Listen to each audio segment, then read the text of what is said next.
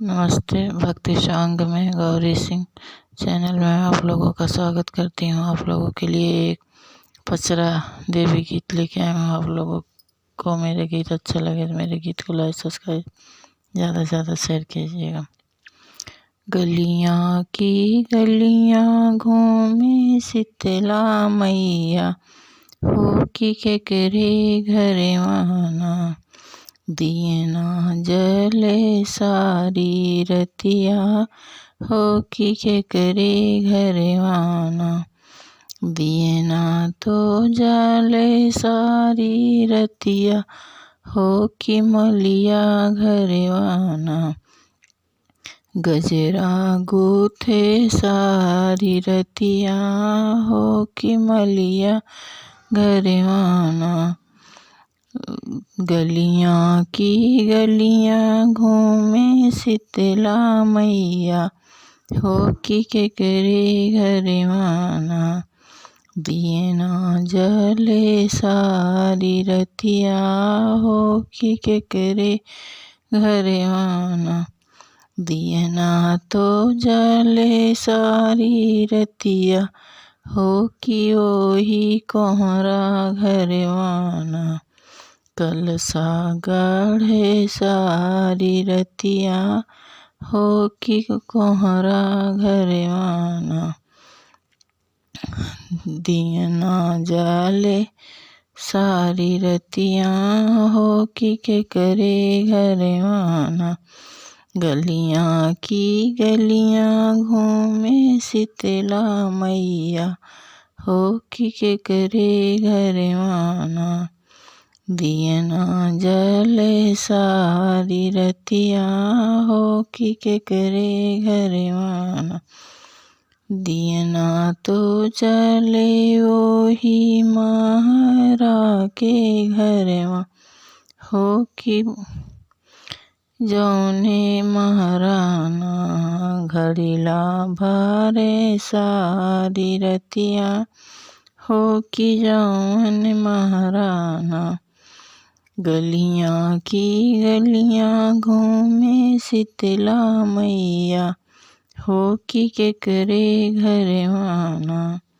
दिए ना जले सारी रतिया, हो की के करे घरवाना,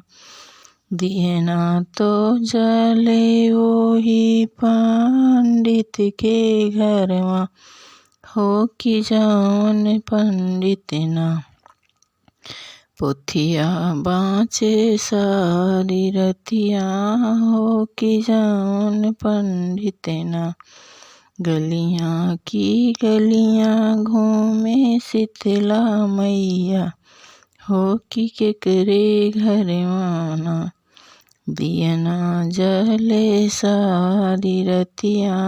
हो की के करे घरवाना, दिए ना तो जले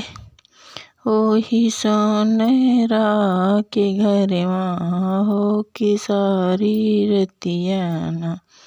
नथिया गढ़े सारी रतिया,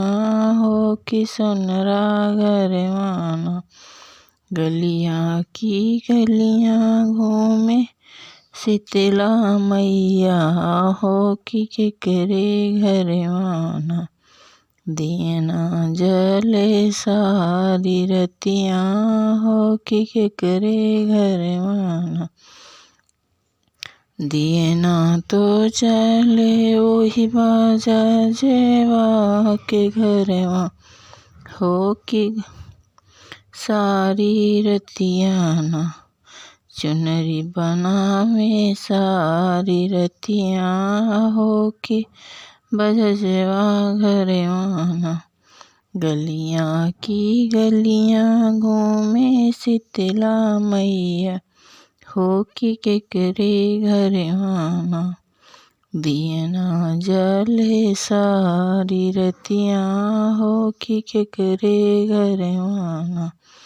दिए ना तो जले ओही सेवका के घरवा, हो की सारी रतिया ना, बिनती करे सारी रतियाँ हो कि सेवका घर माना। गलियाँ की गलियाँ घूमे शीतला मैया हो कि केकरे घर माना। दियना जले सारी रतियाँ हो कि केकरे घर माना। नमस्ते। मेरा गीत कैसा लगा कमेंट में बताइए।